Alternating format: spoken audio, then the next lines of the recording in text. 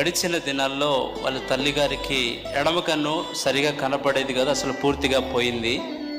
కుడి కన్ను అయితే ఏదో కొద్దో గొప్ప కనపడుతున్న పరిస్థితి.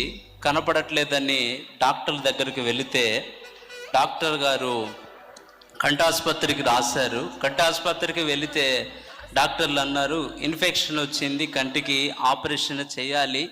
ఆపరేషన్ చేసినా కూడా కనపడిద్దో కనపడదో చెప్పలేమని డాక్టర్లు చెప్పారంట. ఏదేమైనా ఆపరేషన్ చేయించండి అని డాక్టర్లు చెప్పినప్పుడు ఆపరేషన్ చేయించారు.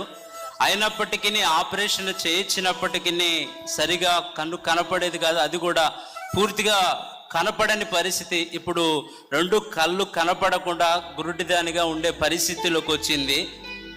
ఒకరోజు ఆదివారపు వేళ సహోదరి కూర్చున్నప్పుడు దైవజనుని నోట ఒక మాట పలికాడు, నీ విశ్వాసాన్ని కోల్పోవద్దు, పట్టు కలిగి ప్రార్థన చేయి, గొప్ప కార్యాలు నీ పక్షాన జరిగిస్తాడని దైవజనుని నోట ఆ మాట వచ్చినప్పుడు ప్రతిరోజు